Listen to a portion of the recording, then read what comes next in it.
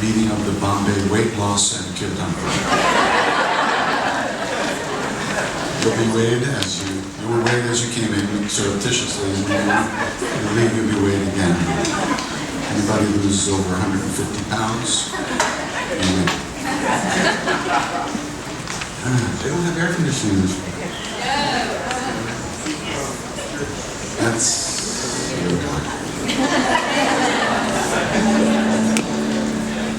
So, today is a slightly unusual day, as usual.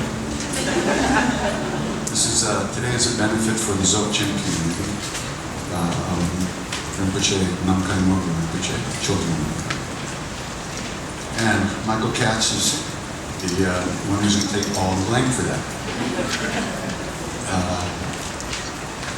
So usually when I do a benefit, we just send the money over to wherever it's going. But since Michael and I have known each other for so long, we decided to do something together. And he will tell you what he's going to do. But how many of you are from the Dzogchen Sangha? Just so we have an idea. You can raise your hands. It's okay.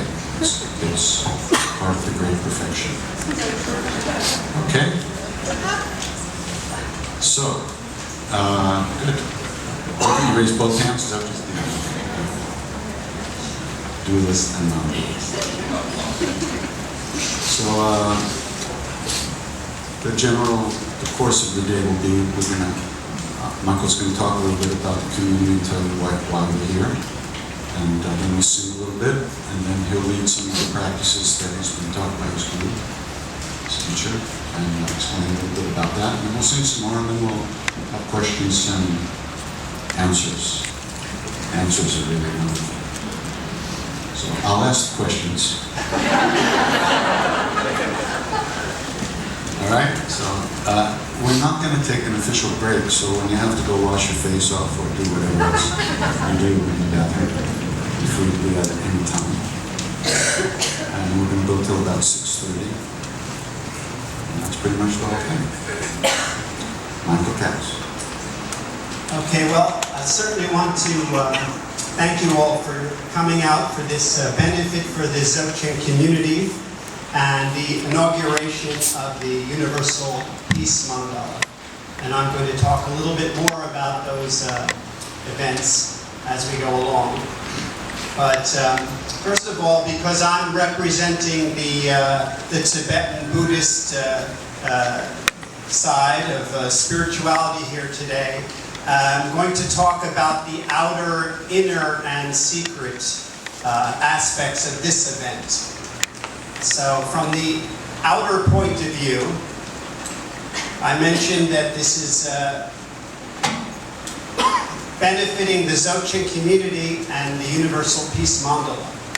The Universal Peace Mandala was channeled by Dzogchen Master Namkai Norbu, that KD mentioned, in his dreams. And he has direct communication with another dimension, which is the dimension of the Dakinis. And in his dreams, he's receiving information and teachings. In this particular case, special dances which harmonize the energies of the body and help promote long life and also help promote peace on our planet. So he's been receiving these particular transmissions from the Dakini Goma Devi, an enlightened being, for many years. And the mandala itself, the design of the mandala, has all come through his dreams.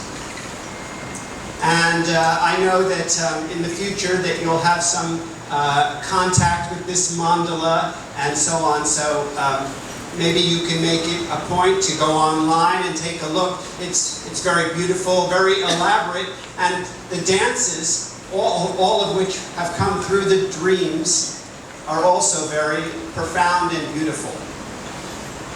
So the Dzogchen Community is his organization, but on a more deep level, the Dzogchen Community means the non-dual Sangha, or the community of people who share the natural state, the non-dual natural state.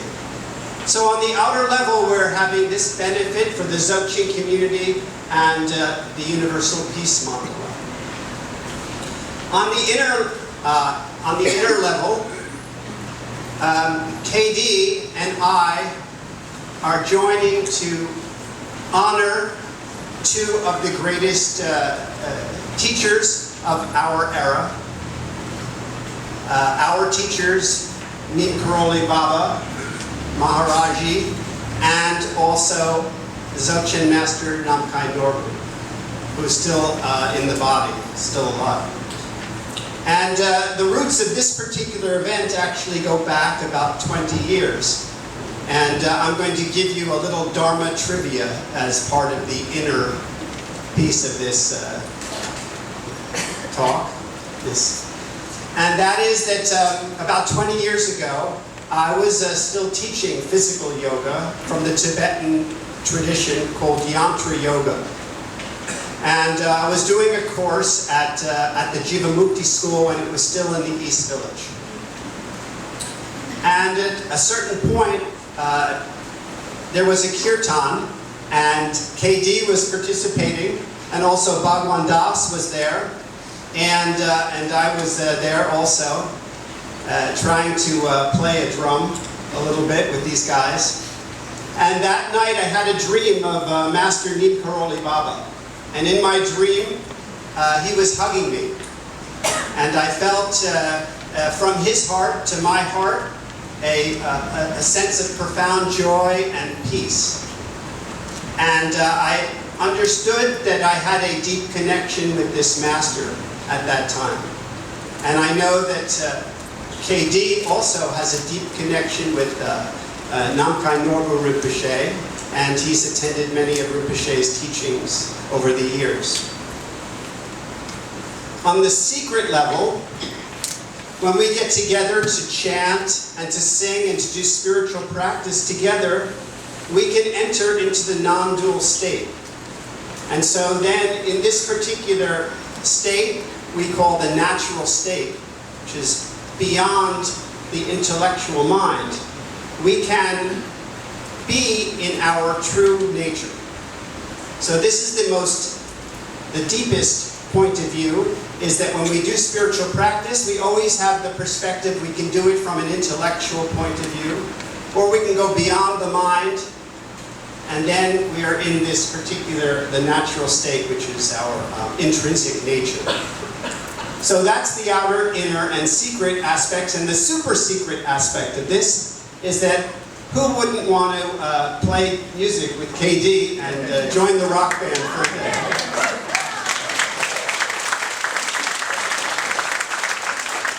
So I just want to thank KD and his musicians for donating their time for this very worthy purpose. And I'm glad you all came out, and this is the event to be at, not the Puerto Rican Day Parade, or watching the tennis championships or anything like that.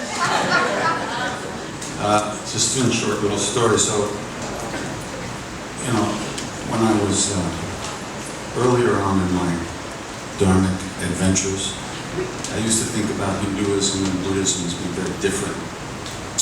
And so one day I was sitting with my guru, and he saw my diary, not my diary, but this book where I used to write out all kinds of teachings and poems and prayers and stuff.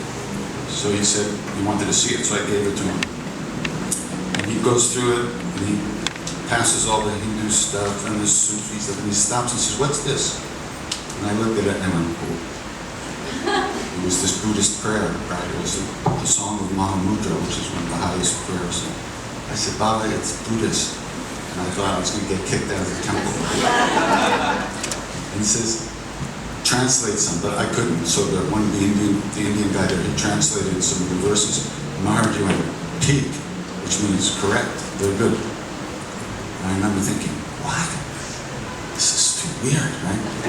Then he kept going through the book, and he came to a little picture of himself. He says, "Who's that?" I said, "Baba, it's you." "No, Buddha."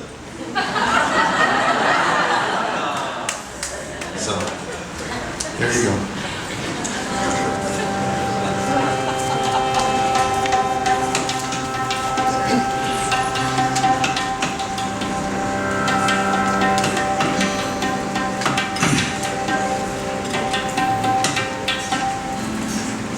That's another little story.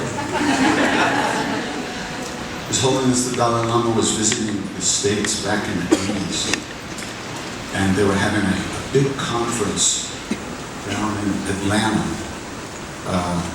regarding making a political movement to prevent teaching Darwin's theory of evolution in public schools.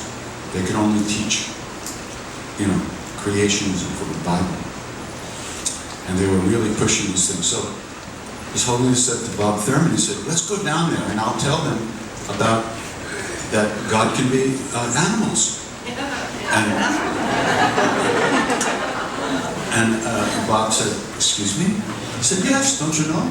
The Tibetan people, he said, there was a celibate monkey god who lived up in the Himalayas. How many of them do you know? And a demoness fell in love with him and wanted to mate with him, but he wasn't doing that this lifetime. So she said, okay, if you don't mate with me, I'm going to kill myself. So the celibate monkey god spoke to his master, and he got the night off. From that mating, His Holiness said, from that mating, the Tibetan people have descended.